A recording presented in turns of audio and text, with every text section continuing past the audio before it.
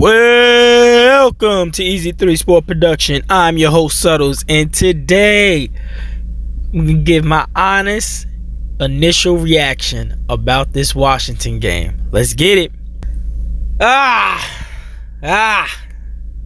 We almost had it. Now, sorry, my voice pretty hoarse. I'm actually at the game. I'm actually in line right now to get on out of this parking lot, but we had it there,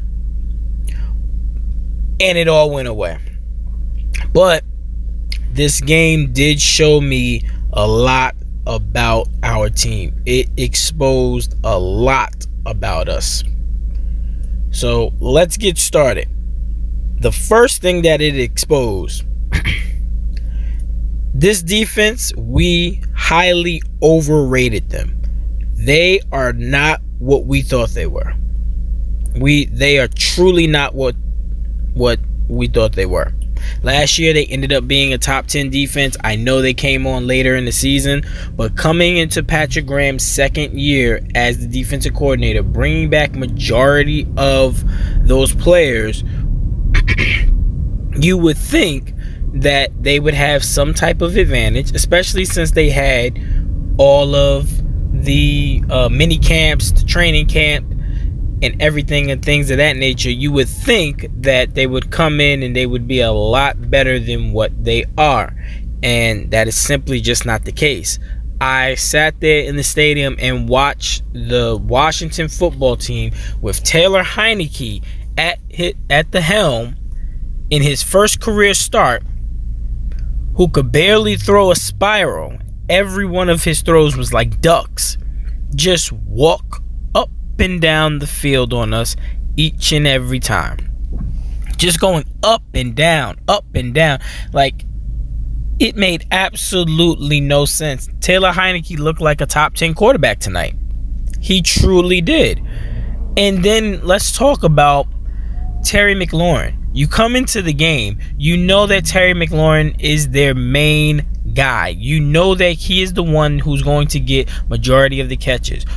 I don't know, Patrick Graham. Maybe you should do this. Take him out the game. Have somebody who has him as an assignment and take him out the game. Should be no reason that he should have 9+ catches for over 100 yards and a touchdown. That made absolutely no sense. James Bradbury did not look good. I mean, I know he got that interception late in the game that really looked like that it put the game away, but it truly didn't, because this defense is overrated. We thought that they would be a top 10 defense. We would be lucky if this defense is top half of the league, because they do not look good at all. We cannot generate any kind of pressure. Aziz got another sack today, which is good, but it was a coverage sack. There was absolutely no pressure on Taylor Heineke at all. There was no pressure whatsoever at all. And that is going to be a glaring issue for us going forward with our defense. We have no edge rush.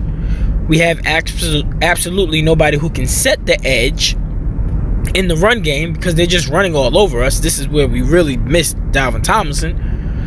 And this defense is not what we thought it was. So maybe if we lower expectations, we won't be so disappointed. The other thing that it has exposed, Saquon Barkley is not mentally there. He's just not mentally there. He's not ready to get the amount of carries and do the things that he wants to do and that we need him to do. He is not that guy. And honestly, we really do need to start to talk about maybe being interested in trading him, because he will be paying a lot of money for absolutely nothing. Because this is what he's giving us. He's giving us absolutely nothing. Now, I know he's just coming off of an injury, but he's not showing any type of signs that he even wants the ball. I've seen out there multiple times, he's just looking lost. And then when it's going down to the end of the game, this is where you need that type of bruiser back. This is when you need that downhill runner to end the game. We could have ended the game, but we didn't have that kind of runner. Saquon did not get the job done when he was called upon. Hence, how Washington ended up with the ball and how Washington ended up going down the field. Daniel Jones played a pretty good game. All right, in this one, he played a pretty good game. I actually had us losing by 4, so we only lost by 1. So, I mean, I did predict that we was going to lose.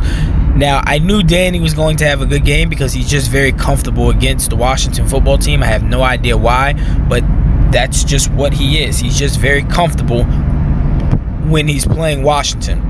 And, you know, he had 249 yards passing. He threw for a touchdown, and he ran for a touchdown. He also was our rushing leader with 94 yards. One of the runs, he stepped out of bounds. That was going to be another touchdown. But now let's talk about the real reason that we lost. Now, because I was at the game, really looked at it in detail. It's one play. It was in the first half.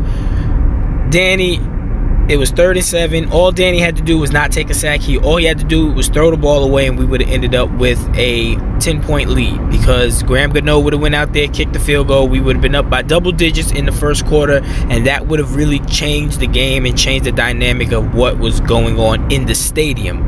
But he took a sack, ended up punting, and then Washington ended up scoring on that very next drive. So it ended up being 7-7. So retrospect, it came back to bite us, but not as much as you know what play I'm about to say. Darius Slayton. Darius fucking Slayton. Danny puts the ball right on the mark. Your defender stops running because he thinks Danny overthrew you. So you are all by yourself in the end zone to put the nail in the coffin so that we can be up by double digits, by 2 scores, going in with 5 minutes into the 4th quarter. All you have to do is catch the ball. We have to really evaluate why Darius Slayton is even out there. Because at this point right now, when the ball is thrown in his direction, I get nervous because he can't catch a cold if he was in the North Pole. This man cannot catch anything. He's always dropping the ball. Always. And it's always at terrible times. I understand that he's a 5th round draft pick. I understand, you know, most 5th round wide receivers, they're just dedicated to the special teams. That's great. But guess what? If you're a wide receiver, you need to catch the ball. Especially when there's nobody around you. If the defender was on you and it was a hard contested catch, I can understand. But that was a wide open touchdown that you dropped, and that was the game. And that was literally the game. The Giants really need to understand that this game only comes down to a few plays throughout the game that's going to decide if you're going to win or lose. That's what happens all the time. It comes down to 1 to 4 plays in every game to have you in the W column or to have you in the L column. And that play right there was it. Once he dropped that ball, that was the game. That was absolutely the game. You would have been up by 2 scores. You would have been up by 2 possessions. It would have been a double-digit score. It would have been 27-17. And it would have been around 5 minutes. Taylor Heineke is not scoring 2 touchdowns in less than 5 minutes. Oh my God. Call ended.